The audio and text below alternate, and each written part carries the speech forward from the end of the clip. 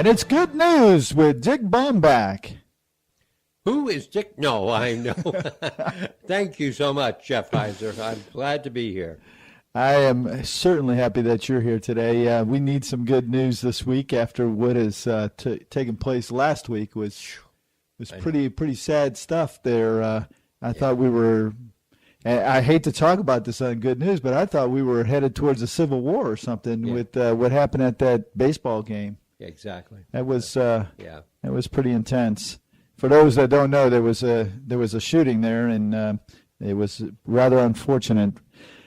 But the congressman is doing much better, and that's good news. Yeah, and I think the other gentleman that was in critical, he's doing a little better. Yeah, they're all doing much better now. So your first story. Oh, before we get on the stories, let's recap on the winners that we had, or the winners, the contest. Okay, Dawn Parlow, she won the first week, and then there were some relatives who tried to win.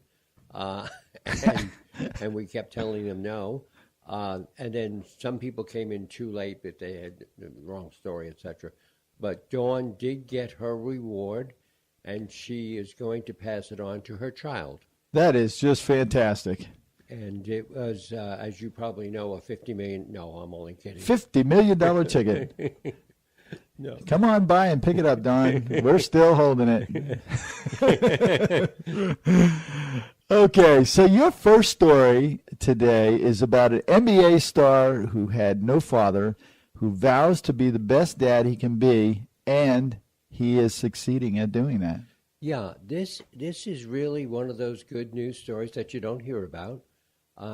The gentleman is Karen Butler, and he played for the NBA for the Sacramento Kings, and he was raised without a father and basically without a family. Wow. And he was on the streets, and what changed his life, he was 11 years old, and he had been caught doing bad things, and a judge told him that he had the ability to change his life, and when he had family, to change their life.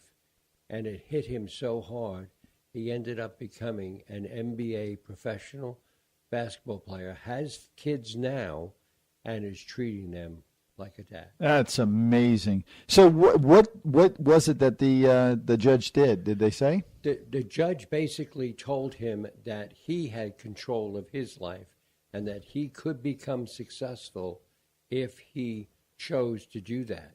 Wow. And Karen thought about it because the judge did not send him to detention center or anything. Right. And so I wonder if that's good news coming in or bad news. You never know.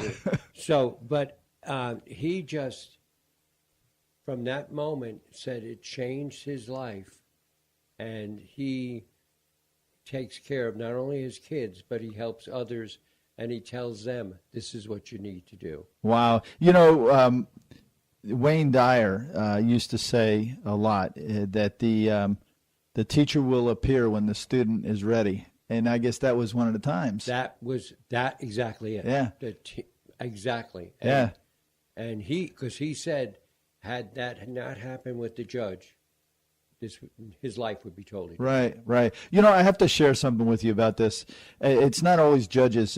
We did an event a couple of weeks ago, and our sheriff, Wayne Ivey, puts on this event. And they brought in all these inmates to set up the tableware and the flooring, the dance floors, and all that stuff. And I was just really taken by how, you know, I always thought it was like in Cool Hand Luke, where the guys, these guards were pretty relaxed. They have a good relationship. They're training these people how to do certain things, and I was really impressed with what was going on. And I don't know if it's because of our sheriff or if it's because that's the programs that they're doing or what, but it was pretty interesting to watch. Well, and see, in that's really looking at the positive side of things, Right. helping people out. Yeah, they were helping these people out. It was good. Your next story, and before we go on to this one, just remember this number. I think it's 96, okay? Okay. Family has adopted 88 special needs kids in the past 4 decades. Now, the reason I said 96 is I just read this article where the record for the most children born by a woman is 96. I saw that too. It's like, how How could can you do that? How could you do that? It's like, holy smokes, that is a machine. Yeah, but that's incredible. I saw the same thing. It was like, wow. oh, man. Well, did you see the story about the gentleman from India? No, He has 138 children by him. that's unbelievable. That really is unbelievable. Anyways, here's a family that adopted 88 of those 138. Yeah. No, they adopted 88 special needs kids in the past 4 decades. That takes a lot to do. And this is a story that just really hit me. And again, we haven't heard it anywhere else except for Talk Network Radio. This family is Mike and Camille Girardi, and they met in Miami, and 40 plus years ago, Mike was a pediatrician. She was a nurse. Wow. And they were helping special needs kids. And they, after 2 years of dating, they got married, and they said, we have a commitment. We're going to help these special needs kids. Wow. So they did that, and they eventually moved up to North Carolina and continued going with it. And then their house in North Carolina burned down, and a foundation they started to help this rebuilt them a house for the kids that they have.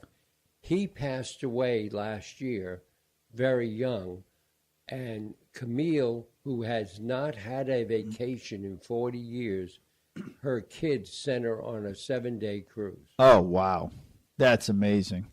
Now, did they personally have any special needs children of their own, No. or they just started doing this? They started doing it. They were in a Miami hospital, Wow.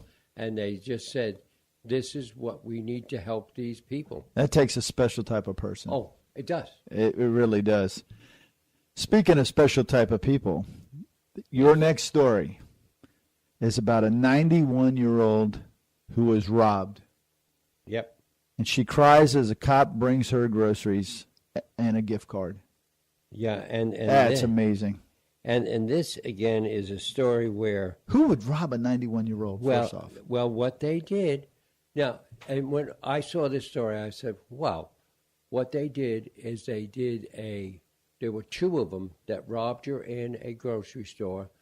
One of them distracted her. The other took all the money and her credit cards out of her wallet.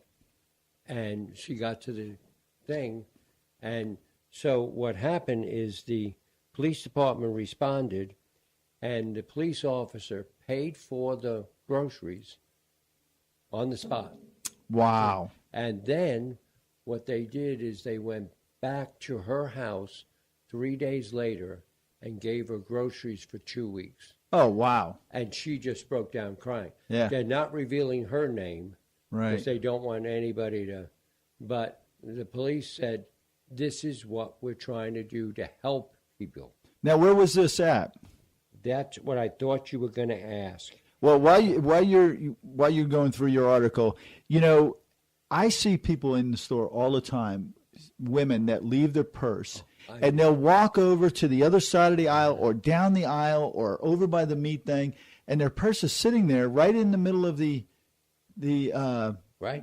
the floor in the cart, wide open, and you just want to walk over and say, "Hey." But you're afraid of what they might say. But, it's like, hey, anybody could just walk over and take this and be out of the store before you even know it. Well, see, and that, well, wait a minute. No, Mullen was going to kid in there. But maybe we could do this thing at the public Super Bowl. No, I mean, it's sad because, but like my wife, I don't know about yours, but my wife, when we're shopping together in a supermarket, she will tell me when her purse is in the thing, stay there.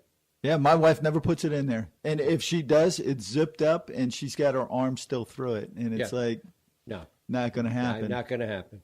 But this 91-year-old, I mean, it ended up a negative, ended up a positive for her. Now, where did this take place? Again, another Florida story, Boynton Beach. Boynton Beach. Yeah, I know a few of the people down there. That's pretty good. That's a really good, heartwarming story. Your next one is another pretty good one, especially seeing after what happened last week with the baseball game. Despite political divide, Americans gave even more billions to charity in 2016. Yeah, this is unbelievable. And there is an organization called Fund USA that tracks everything. In 2015, Americans gave $3,379 billion. What? Okay. That's wow. To charities and to foundations. Wow. Okay. This past year, with all the things that went on and everything, $390.4 billion. Wow. Wow. And they said they were shocked by those numbers because they thought they were going to go the other way. And they did random interviews, and people said, where I donate, charity is different than the politics, it's different than anything else. Right. You know, and I mean, like, if you think there are charities all over the place and foundations. Oh, yeah. And like there's one right here, the Cornerstone Foundation.